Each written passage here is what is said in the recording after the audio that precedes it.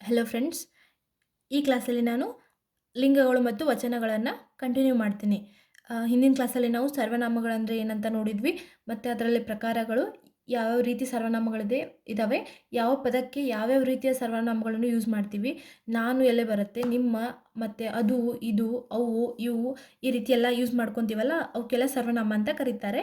So ಅದರಲ್ಲಿ ಬರ್ತಕ್ಕಂಥದ್ದು ಪ್ರಶ್ನಾರ್ಥಕ ಸರ್ವನಾಮ, ಪುರುಷೋತ್ತಮ ಸರ್ವನಾಮ, ಆತ್ಮಾರ್ಥಕ ಸರ್ವನಾಮ, ದೂರದರ್ಶಕ ಸರ್ವನಾಮ. ಈ ರೀತಿ ನಾವೆಲ್ಲನೂ ಹಿಂದಿನ ಕ್ಲಾಸಲ್ಲಿ ಡಿಸ್ಕಸ್ ಮಾಡ್ಕೊತ ಬಂದೀವಿ. ಆ ಪಾರ್ಟು ಎಕ್ಸಾಮ್ ಪರ್ಪಸು ಒಂದು ಮಾರ್ಕ್ಸು ತುಂಬಾ ಇಂಪಾರ್ಟೆಂಟು. ಸೊ ಯಾರು ಆ ವಿಡಿಯೋನ ನೋಡಿಲ್ಲ, ಮುಂಚೆಗೆ ಆ ವಿಡಿಯೋನ ನೋಡ್ಕೊಂಡ್ಬಂದು ನನ್ನ ಪ್ಲೇಲಿಸ್ಟಲ್ಲಿ ಆ ವಿಡಿಯೋ ಇದೆ. ಸೊ ಇವತ್ತಿನ ಕ್ಲಾಸಲ್ಲಿ ನಾನು ಲಿಂಗಗಳನ್ನು ಕಂಟಿನ್ಯೂ ಮಾಡ್ತಿದ್ದೇನೆ. ನಮಗೆ ಗೊತ್ತು, ನಾವು ಮುಂಚೆಯಿಂದ ಓದ್ಕೊತ ಬಂದಿದ್ವಿ. ಲಿಂಗಗಳಲ್ಲಿ 3 ವಿಧಗಳು. ಅವು ಯಾವಂದರೆ ಪುಲ್ಲಿಂಗ, ಸ್ತ್ರೀಲಿಂಗ ಹಾಗೂ ನಪುಂಸಕ ಲಿಂಗ. ಮೊದಲಿಗೆ ಅದರ ಅರ್ಥವನ್ನು ನೋಡೋಣ. ಜ್ಞಾನ ಅಥವಾ ಅಜ್ಞಾನದ ಕುರುಹಿನ ಮೇಲೆ ನಾಮ ಪ್ರಕೃತಿಯನ್ನು ಲಿಂಗ ಎನ್ನುವರು. ಅಂದರೆ ನಮ್ಮ ನಾಲೆಜ್ ಬೇಸ್ಡು ಮತ್ತು ಜ್ಞಾನ ಹಾಗೂ ಅಜ್ಞಾನ ಅಂದರೆ ಆ ಆಧಾರದ ಮೇಲೆ ನಮ್ಮ ನಾಮಪದವನ್ನು ಏನಂತ ಕರೀತಾರೆ ಅಂದರೆ ಲಿಂಗ ಅಂತ ಕರೀತಾರೆ. ಇದು ಗಂಡಸು ಹೆಂಗಸರನ್ನು ಸೂಚಿಸುವ ಶಬ್ದಗಳಾಗಿವೆ. ಲಿಂಗಗಳಂದರೆ ನಾವು ಇಲ್ಲಿ ಗಂಡಸು ಹಾಗೂ ಹೆಂಗಸರನ್ನು ಸೂಚಿಸುವ ಮತ್ತು ಇವು ಶಬ್ದಗಳಾಗಿವೆ ಅಂತ ಹೇಳ್ಬೋದು. ಕನ್ನಡದಲ್ಲಿ ಪುಲ್ಲಿಂಗ, ಸ್ತ್ರೀಲಿಂಗ ಮತ್ತು ನಪುಂಸಕ ಲಿಂಗಗಳೆಂದು 3 ವಿಧಗಳಿವೆ. ಜಸ್ಟ್ ಎಕ್ಸಾಮ್ ಪರ್ಪಸು ನೀವು ಇಷ್ಟೇ ನೆನ್ಪಿಟ್ಕೊಂಡ್ಬಿಡಿ. ಅಂದರೆ ಇಲ್ಲಿ ಕೆಲವು ಸಂದರ್ಭಗಳು ಬರ್ತವೆ, ಅಂದರೆ ಇದು ರಿಲೇಟೆಡು ಮುಂದೆ ವಚನಗಳಲ್ಲಿ ಕೆಲವು ಸಂದರ್ಭಗಳು ಬರ್ತವೆ. ಅಂದರೆ ಎಲ್ಲಿ ದೀರು ಯೂಸ್ ಮಾಡಬೇಕು, ಎಲ್ಲಿ ಗಳು ಯೂಸ್ ಮಾಡಬೇಕು, ಅಂದರೆ ಪ್ರತ್ಯಯಗಳು, ಆ ಬೇಸಿಸ್ ಮೇಲೆ ಒಂದು ಎಕ್ಸಾಂಪಲ್ಲು ಬರ್ಬೋದು. ಸೊ ಅದ್ರಗೋಸ್ಕರ ನಾನು ಈ ಲಿಂಗವನ್ನು ಭಾಳ ಡೀಟೇಲಾಗಿ ಎಕ್ಸ್ಪ್ಲೇನ್ ಮಾಡಲ್ಲ. ಸೊ ಏನು ಟೈಪ್ಸ್ ಬರ್ತವೆ ಮತ್ತು ಯಾವ ಎಕ್ಸಾಂಪಲ್ಸ್ ಬರ್ತವೆ ಅಂತ ಒಂದು ಸಲ ನೋಡ್ಕೊಂಡು ಹೋಗ್ಬೇಡಿ. ಮೊದಲಿಗೆ ಬರ್ತಕ್ಕಂಥದ್ದು ಪುಲ್ಲಿಂಗ. ಪುರುಷರನ್ನು ಮಾತ್ರ ಸೂಚಿಸುವ ನಾಮಪದಗಳು ಏನಂತ ಕರಿತೇವೆ ಅಂದರೆ ಪುಲ್ಲಿಂಗ ಅಂತ ಕರಿತೀವಿ. ಉದಾಹರಣೆ ನೋಡಿ, ಪ್ರಜ್ವಲ, ಆಕಾಶ, ರಮೇಶ, ಮಹೇಶ ಇತ್ಯಾದಿ. ಅಂದರೆ ಪುರುಷರ ಹೆಸರುಗಳನ್ನು ಅಥವಾ ಪುರುಷರನ್ನು ಸೂಚಿಸುವ ಏನು ಶಬ್ದಗಳು, ನಾಮಪದಗಳು ಇರ್ತಾವಲ್ಲ, ಅದಕ್ಕೇನಂತ ಕರಿತೀವಿ ಅಂದರೆ ಪುಲ್ಲಿಂಗ. ನೆಕ್ಸ್ಟ್ ಬರ್ತಕ್ಕಂಥದ್ದು ಸ್ತ್ರೀಲಿಂಗ. ಸ್ತ್ರೀಯರನ್ನು ಮಾತ್ರ ಸೂಚಿಸುವ ನಾಮಪದಗಳು. ಅಂದರೆ ಇವು ಮಹಿಳೆಯರನ್ನು ಅಥವಾ ಹೆಂಗಸರನ್ನು ಮಾತ್ರ ಹೇಳ್ತವೆ, ಅಂದರೆ ಸೂಚನೆ ಮಾಡ್ತವೆ. ಉದಾಹರಣೆಗೆ ರುಕ್ಮಿಣಿ, ಭವಾನಿ, ಹುಡುಗಿ, ಈ ರೀತಿ. ಅಂದರೆ ಇವಕ್ಕೇನಂತ ಕರೀತಾರೆ ಅಂದರೆ ಸ್ತ್ರೀಲಿಂಗ. ನೆಕ್ಸ್ಟ್ ಬರ್ತಕ್ಕಂಥದ್ದು ನಪುಂಸಕಲಿಂಗ. ಪ್ರಾಣಿವರ್ಗ, ಸಸ್ಯವರ್ಗ ಹಾಗೂ ನಿರ್ಜೀವ ವಸ್ತುಗಳನ್ನು ಸೂಚಿಸುವ ನಾಮಪದಗಳಿಗೆ ನಪುಂಸಕ ಶಬ್ದಗಳು ಅಂತ ಕರೀತಾರೆ. ಈ ಪ್ರಾಣಿಗಳಿಗೆ ಅವಕ್ಕೂ ಲಿಂಗ ಇರುತ್ತೆ, ಅಂದರೆ ಪ್ರಾಣಿಗಳಲ್ಲಿ ಕೂಡ ಗಂಡು ಹೆಣ್ಣು ಅಂತ ಇರುತ್ತೆ. ಆದರೆ ಆ ಪ್ರಾಣಿಗಳ ಜ್ಞಾನದ ದೃಷ್ಟಿಯಿಂದ, ಅಂದರೆ ಅದ್ರ ಭೌತಿಕ ಮಟ್ಟ ಮನುಷ್ಯನ ಭೌತಿಕ ಮಟ್ಟಕ್ಕಿಂತ ಅತಿ ಕಡಿಮೆ ಇರುವುದರಿಂದ, ಅವಕ್ಕೆ ಜ್ಞಾನದ ಕೊರತೆ ಕಾರಣದಿಂದ ಅವುಗಳನ್ನು ಎಲ್ಲ ಕೂಡ ನಾವು ನಪುಂಸಕಲಿಂಗದಲ್ಲಿ ಹಾಕ್ಬಿಡ್ತೀವಿ. ಸೊ ಇದೊಂದು ನೆನ್ಪಿಟ್ಕೊಳ್ಳಿ. ಅಂದರೆ ನಾವು ಹೇಳ್ಬೋದು ಈಗ, ಅಂದರೆ ನಾವು ಎಮ್ಮೆ, ಎತ್ತು, ಕೋನ, ಅಂದರೆ ಎಮ್ಮೆ ಅಂದರೆ ಅದು ಸ್ತ್ರೀಲಿಂಗ, ಕೋನ ಅಂದರೆ ಪುಲ್ಲಿಂಗ, ಈ ರೀತಿ ಮಾಡ್ತೀವಲ್ಲ. ಸೊ ಅಲ್ಲಿ ಪ್ರಾಣಿಗಳಲ್ಲಿ ನಾವು ಆ ರೀತಿ, ಗಿಡದಲ್ಲಿ ಕೂಡ ಹೆಣ್ಣು ಗಂಡು ಅಂತ ಇರುತ್ತೆ. ಆದರೆ ನಾವು ಯಾಕೆ ಅವಕ್ಕೆ ಸ್ತ್ರೀಲಿಂಗ ಪುಲ್ಲಿಂಗ ಅಂತ ಕರೆಯುವುದಿಲ್ಲ ಅಂದರೆ ಎದಕ್ಕೆ ರೀಸನ್ ಅಂದರೆ, ಆ ಪ್ರಾಣಿಗಳು ಮತ್ತು ಮರಗಳು ಮನುಷ್ಯನಂತೆ ಜ್ಞಾನವನ್ನು ಹೊಂದಿಲ್ಲ. ಅಂದರೆ ಆ ಪ್ರಾಣಿಗಳೆಲ್ಲ ಭೌತಿಕ ಮಟ್ಟ ಮನುಷ್ಯನ ಭೌತಿಕ ಮಟ್ಟಕ್ಕಿಂತ ತುಂಬಾ ಕಡಿಮೆ ಇದೆ. ಆ ಕಾರಣದಿಂದ ಎಲ್ಲ ಪ್ರಾಣಿ ವರ್ಗ ಹಾಗೂ ಸಸ್ಯವರ್ಗ ಮತ್ತು ಎಲ್ಲ ನಿರ್ಜೀವ ವಸ್ತುಗಳನ್ನು ಯಾವ ಲಿಂಗದಡಿ ಹಾಕಿದ್ದಾರೆ ಅಂದರೆ ನಪುಂಸಕ ಲಿಂಗ, ಅಂದರೆ ಆ ಕ್ಯಾಟಗರಿಯಲ್ಲಿ ಇವನ್ನೆಲ್ಲ ಇಟ್ಟಿದ್ದಾರೆ. ಸೊ ಗೊತ್ತಾಯ್ತಲ್ಲ, ನಪುಂಸಕ ಲಿಂಗ ಅಂದರೆ ಪ್ರಾಣಿ ವರ್ಗ ಹಾಗೂ ನಿರ್ಜೀವ ವಸ್ತುಗಳನ್ನು ಸೂಚಿಸುವ ನಾಮಪದಗಳು. ಉದಾಹರಣೆಗೆ ನೋಡಿ, ಆಕಳು, ಎಮ್ಮೆ, ಎತ್ತು, ಆಡು, ಕುರಿ, ಟಗರು, ಹೊಲ, ಮನೆ, ಶಾಲೆ, ಗಿಡ, ಮರ ಇತ್ಯಾದಿಗಳು. ನೆಕ್ಸ್ಟ್ ಬರ್ತಕ್ಕಂಥದ್ದು ವಚನಗಳು. ಇಲ್ಲಿ ನೋಡಿ, ಡೆಫಿನೇಷನ್ ಇಂಪಾರ್ಟೆಂಟು. ವಸ್ತು, ಪ್ರಾಣಿ ಅಥವಾ ವ್ಯಕ್ತಿಗಳ ಸಂಖ್ಯೆಯ ತಿಳಿಸುವ ಶಬ್ದಗಳನ್ನು ನಾವು ಏನಂತ ಕರಿತೀವಿ ಅಂದರೆ ವಚನ. ಅಂದರೆ ಇಲ್ಲಿ ಏನು ಮಾಡುತ್ತೆ, ಒಂದು ವಸ್ತು ಇಲ್ಲ ಒಂದು ಪ್ರಾಣಿ ಹಾಗೂ ಇಲ್ಲ ಕೆಲವು ವ್ಯಕ್ತಿಗಳ ಸಂಖ್ಯೆಗಳನ್ನು, ಅಂದರೆ ಎಷ್ಟು ಅದು ಕ್ವಾಂಟಿಟಿ ಇದ್ದಾರೆ, ಅಂದರೆ ಎಷ್ಟು ರೇಂಜಲ್ಲಿದ್ದಾರೆ ಅಂತ ಏನು ಹೇಳ್ಕೊಡ್ತೀವಲ್ಲ, ಅದಕ್ಕೆ ಏನಂತ ಕರಿತೀವಿ ಅಂದರೆ ವಚನ ಅಂತ ಕರಿತೀವಿ. ಇದು ಏನಂದರೆ ಸಂಖ್ಯೆಯನ್ನು ಬೋಧಿಸುವ, ಅಂದರೆ ಕೌಂಟ್ ಹೇಳುತ್ತೆ. ಇಲ್ಲಿ ಇಷ್ಟು ನಂಬರ್ ಆಫ್ ಸ್ಟೂಡೆಂಟ್ಸ್ ಇದ್ದಾರೆ, ಇಲ್ಲಿ ಒಬ್ಬ ವ್ಯಕ್ತಿ ಅಥವಾ ಒಬ್ಬರಿಗಿಂತ ಹೆಚ್ಚು ವ್ಯಕ್ತಿಗಳನ್ನು ಏನಿರ್ತಾರಲ್ಲ, ಅದನ್ನು ನಮಗೆ ತಿಳಿಸಿಕೊಡ್ಲಿಕ್ಕೆ ನಾವು ವಚನಗಳನ್ನು ಯೂಸ್ ಮಾಡ್ಕೊತೀವಿ. ಈ ವಚನದಲ್ಲಿ 2 ಪ್ರಕಾರಗಳು. ಅಲ್ಲಿ ನಾವು ನೋಡಿದ್ವಿ ಸರ್ವನಾಮಗಳಲ್ಲಿ 4 ಪ್ರಕಾರಗಳು, ಲಿಂಗದಲ್ಲಿ 3 ಪ್ರಕಾರಗಳು. ಇಲ್ಲಿ ನೆಕ್ಸ್ಟ್ ಬರ್ತಕ್ಕಂಥ ವಚನಗಳಲ್ಲಿ ಕೇವಲ 2 ಪ್ರಕಾರಗಳು. ಒಂದು ಏಕವಚನ, ಇನ್ನೊಂದು ಬಹುವಚನ. ನಮಗೆಲ್ಲ ಗೊತ್ತಿರೋ ಹಾಗೇ ಏಕ ಅಂದರೆ ಒಂದು. ಅಂದರೆ ಈ ಡೆಫಿನೇಷನ್ ನಾವು ಮುಂಚೆಯಿಂದನೂ ತುಂಬ ಸರ್ತಿ ನಾವೆಲ್ಲ ನೋಡ್ಕೊತ ಬಂದಿರ್ತೀವಿ. ಅಂದರೆ ಈ ಲಿಂಗಗಳು ಮತ್ತು ವಚನಗಳು ನಮ್ಮ ಗ್ರಾಮರಲ್ಲಿ ಬೇಸಿಕ್ ಇವು ಲಿಂಗಗಳು ಹಾಗೂ ವಚನಗಳು ನಮಗೆಲ್ಲ ಜಾಸ್ತಿನೇ ಗೊತ್ತಿರುತ್ತೆ. ಸೊ ಹಂಗಾಗಿ ಇದ್ರ ಬಗ್ಗೆ ನಾನು ಡೀಟೇಲಾಗಿ ಎಕ್ಸ್ಪ್ಲೇನ್ ಮಾಡಿಲ್ಲ. ಎಕ್ಸಾಮ್ ಪರ್ಪಸು ಏನು ಯೂಸ್ ಆಗುತ್ತೆ, ಏನು ಬರ್ತವೆ ಆ ಪೋರ್ಷನನ್ನಷ್ಟೇ ನಾನು ಕವರ್ ಮಾಡಿದ್ದೇನೆ. ಸೊ ಏಕವಚನ, ಒಬ್ಬ ವ್ಯಕ್ತಿ, ಒಂದು ವಸ್ತು ಅಥವಾ ಒಂದು ಸ್ಥಳವನ್ನು ಸೂಚಿಸುವುದಕ್ಕೆ ನಾವು ಏನಂತ ಕರಿತೀವಿ ಅಂದರೆ ಏಕವಚನ ಅಂತ ಕರಿತೀವಿ. ಅಂದರೆ ಇಲ್ಲಿ ಕೇವಲ ಒಂದೇ ಒಂದು, ಅದು ವ್ಯಕ್ತಿ ಆಗಿರಲಿ ಅಥವಾ ವಸ್ತು ಆಗಿರಲಿ, ಇಲ್ಲಾಂದರೆ ಒಂದು ಸ್ಥಳ ಆಗಿರಲಿ, ಏನಾದರೂ ನಾವು ಅದು ಒಂದೇ ಆಗಿರಬೇಕು. ಸೊ ಆ ರೀತಿ ಒಂದೇ ಒಂದು ವಸ್ತುವನ್ನು ಕರೀಲಿಕ್ಕೆ ಅಥವಾ ಏನು ನಾಮಪದವನ್ನು ಬಳಸ್ತೀವಲ್ಲ, ಸೊ ಅದಕ್ಕೆ ಏನಂತ ಕರೀತಾರೆ ಅಂದರೆ ಏಕವಚನ. ಈಗ ನೋಡಿ ಉದಾಹರಣೆ, ಮಗು, ಹೆಣ್ಣು, ಮರ, ಅವನು, ಇವಳು, ಈ ರೀತಿ ಎಲ್ಲ ಬರ್ತಾವಲ್ಲ, ಅವೆಲ್ಲ ಏನಾಗಿ ಕಂಡುಬರ್ತವೆ? ಏಕವಚನಗಳಾಗಿ ಕಂಡುಬರ್ತವೆ. ನೆಕ್ಸ್ಟ್ ಬರ್ತಕ್ಕಂಥದ್ದು ಬಹುವಚನ. ಇಲ್ಲಿ ಬಹುವಚನದಲ್ಲಿ ಏನು ಮಾಡ್ತೀವಿ ಅಂದರೆ ಒಂದಕ್ಕಿಂತ ಹೆಚ್ಚು ವಸ್ತು, ಸ್ಥಳ ಅಥವಾ ವ್ಯಕ್ತಿಗಳನ್ನು ಸೂಚಿಸುವುದಕ್ಕೆ ಬಹುವಚನ ಅಂತ ಕರಿತೀವಿ.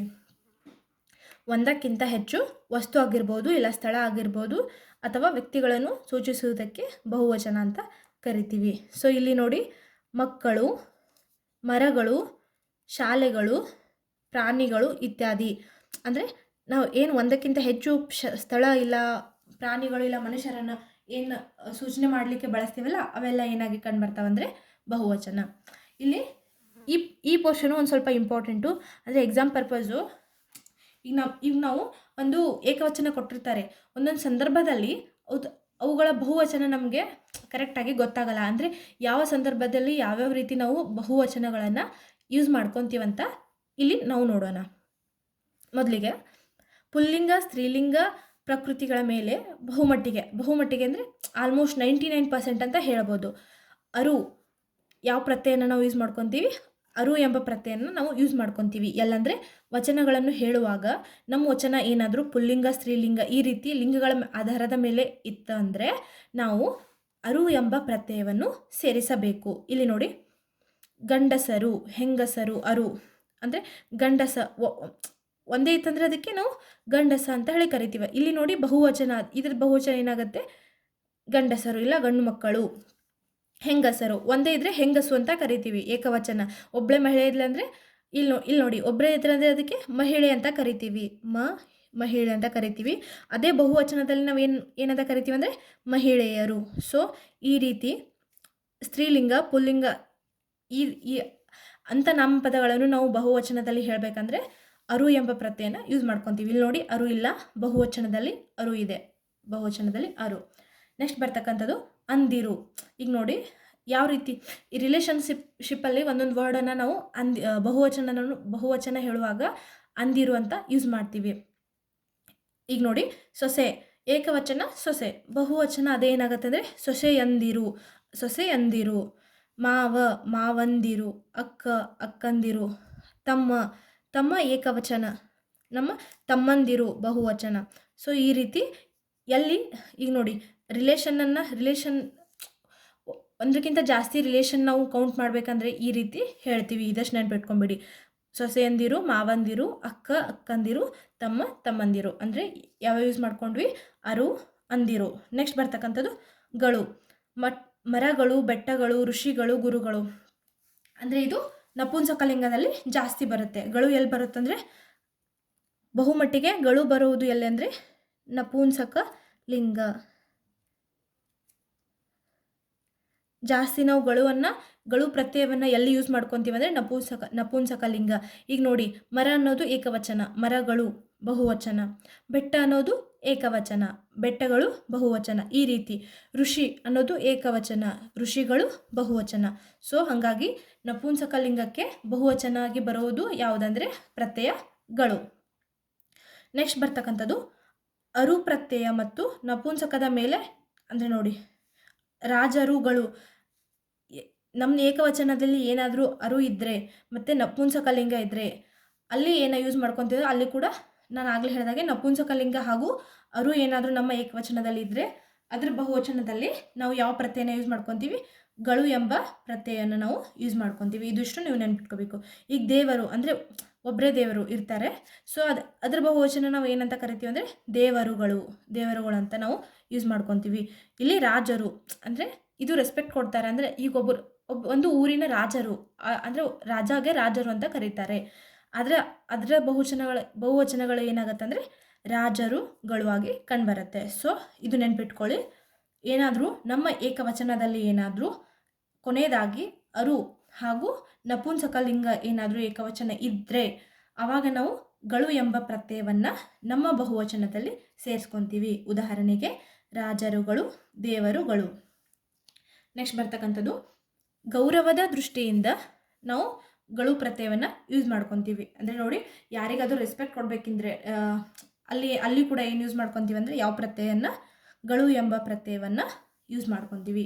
ಇಲ್ಲಿ ನೋಡಿ, ಮುಖ್ಯಮಂತ್ರಿ ಅಂದರೆ ಇದು ಏಕವಚನ. ಅಂದರೆ ಈ ರಾಜ್ಯದ ಮುಖ್ಯಮಂತ್ರಿ, ಅವರಿಗೆ ನಾವು ರೆಸ್ಪೆಕ್ಟ್ ಸಲುವಾಗಿ ಒಬ್ಬರೇ ಇದ್ದರೂ ಕೂಡ ಏನಂತ ಯೂಸ್ ಮಾಡ್ತೀವಿ, ನಮ್ಮ ರಾಜ್ಯದ ಮುಖ್ಯಮಂತ್ರಿಗಳು, ನಮ್ಮ ದೇಶದ ಪ್ರಧಾನ ಮಂತ್ರಿಗಳು. ಸೊ ಈ ರೀತಿ ಏನು ಬರ್ತಾವಲ್ಲ, ಪ್ರಧಾನ ಮಂತ್ರಿಗಳು.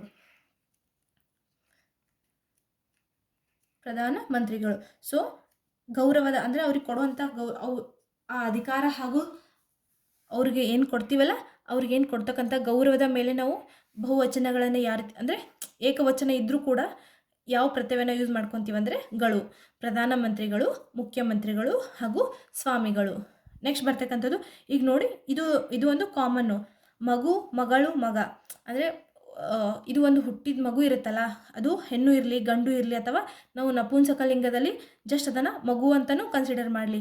ಏಕವಚನದಲ್ಲಿ ಈ ರೀತಿ ಏನಾದರೂ ಇದ್ದರೆ ನಾವು ಇಲ್ಲಿ ಬಹುವಚನವನ್ನು ಯಾವುದಾಗಿ ಕನ್ಸಿಡರ್ ಮಾಡ್ತೀವಿ ಅಂದರೆ ಮಕ್ಕಳು. ನೋಡಿ, ಏಕವಚನದಲ್ಲಿ ಮಗು, ಮಗಳು, ಮಗ ಯಾವುದಾದ್ರೂ ಇದ್ದರೂ ಕೂಡ ನಾವು ಅದನ್ನು ಬಹುವಚನದಲ್ಲಿ ಮಕ್ಕಳು ಅಂತ ಕರಿತೀವಿ. ಸೊ ಇದಿಷ್ಟು ವಚನದ ಮೇಲೆ ಇಂಪಾರ್ಟೆಂಟ್ ಪಾಯಿಂಟ್ಸು.